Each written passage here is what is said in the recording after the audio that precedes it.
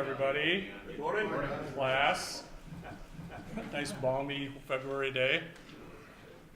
You all know where the Oconomowoc watershed is. This is the yellow area here, and this is the area that we're concentrating on. You're going to hear from Tom Steinbach this afternoon about what's going on with this program. It's really exciting, the amount of funding that's being made available for producers to be able to do some things on their land.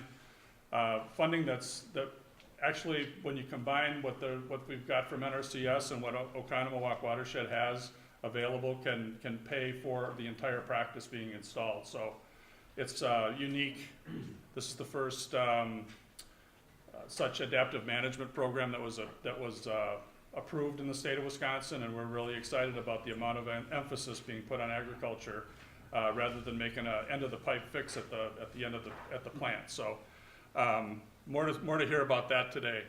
The purpose of this group, this farmer-led group, is to build on the awareness and education of things that are going on your land, how your land intercedes with the watershed, and how we might be able to make some positive change. So we do workshops like this. We do the Ag Resource Day that we did last fall, and we're going to do that again this coming fall.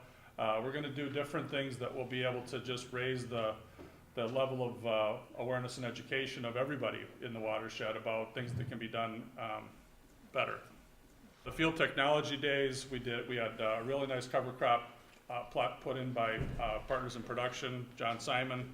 Folks got a chance to get in there and really pull it up and take a look at what plants look like and how they affect the soil. So it was a really neat day, and we had a lot of fun with looking at how different types of soil and the health of the soil can change the way water is infiltrated. So lots of fun. The cost share funding that this organization is going to be working with is both NRCS and Oconomowoc watershed protection money, and also money that we're going to be raising on our own. Our first go at that was a grant from DATCAP we received this past year. So now we've got money that's going to be available for some new practices for you to try. And John's going to talk about, or actually John Simon's going to talk about that this afternoon, about the different things that are going to be available from the Farmers for Lake Country group itself. And then we're going to have newsletters, email blasts, social media. Things will just continue to grow within this group and communicate with everyone. During the day, we're going to have a postcard that we hope you'll fill out while you're here. Give us some contact information and maybe the email address so we can save a tree, and try to get our communications out to everybody on a regular basis and make good contact. Part of the reason for setting up a group like this, one of the main reasons for myself, is that farmers are doing a great job anyway. Farmers have been doing great work in building on their conservation for a long time, but no one really knows about that. So we want the general public to understand that there's a lot of good things going on farmers' land to help protect water quality, and there's going to be more. And so we want to recognize that. We've got a program that we're going to show you today that'll be able to tell farmers who's doing good work, bike riders, people in their cars. Everybody's going to understand who the good farmers are, and that they're doing great stuff to protect the lake country.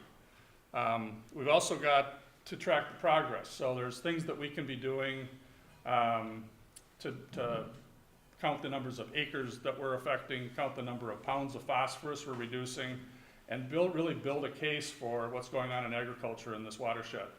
And so that's a role that we're going to play in, just making sure that we count everything as we do it, and recognize everyone for it. These are the 6 farmers that started this group that make up this first leadership panel that we've built. And they are all wearing badges like this, so if you're looking to have a question answered, looking to join the organization, they're here today to have coffee with them, have lunch with them, and learn more about the organization. The Clean Water Association is a nonprofit that I run, and we're doing the administrative work, just convening the meetings, taking the notes, so a meeting like this can happen. So it's a role that we play.